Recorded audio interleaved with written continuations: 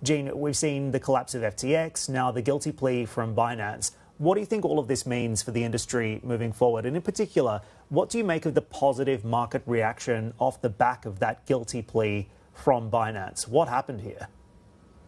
Well, I think it's important to see what the U.S. Department of Justice didn't find at Binance.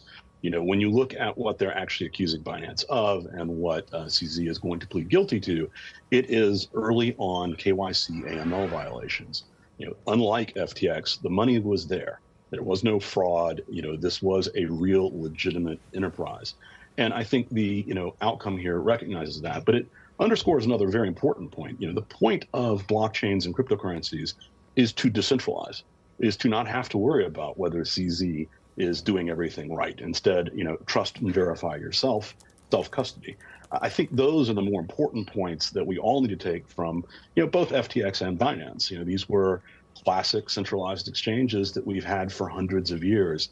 The real opportunity is to go into true DeFi and decentralized exchange and not have to trust a third party to behave correctly.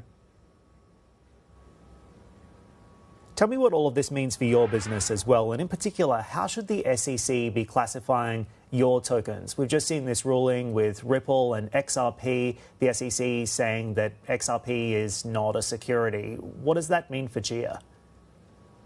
Well, we did something very different. We never initially sold any of our coins. So when we launched, we did have some of the coins that the company itself owns, and that's very different than all of the other projects. We ourselves are kind of like a Red Hat open source model company where we work with folks like the World Bank to help them create the carbon markets.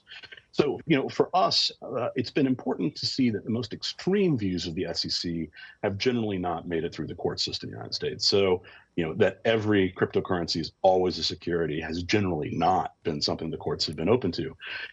Certainly, in certain situations, when you sell a cryptocurrency, it could be sold as a security, but that's really on a kind of per transaction basis. And so we believe that, based on the 2017 guidance around the DAO that the SEC issued, that our XCH is not a security, that, it's possible that some of our sales of XCH could be securities transactions there, and there are ways for us to make those completely compliant.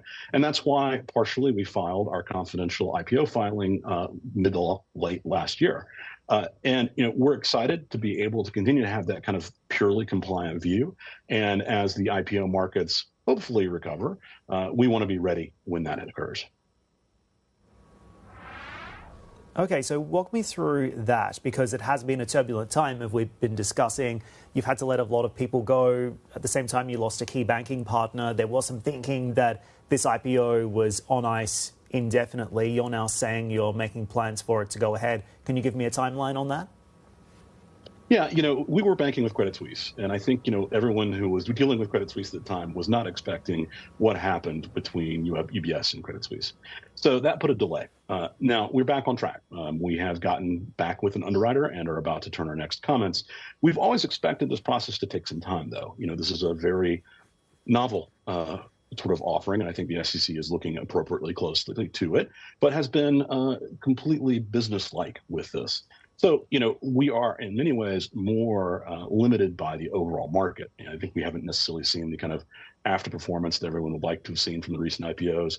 And I think there's still some macro questions, but at the same time, with inflation looking like it might be coming under control, next year looks more interesting from when the market conditions might be available.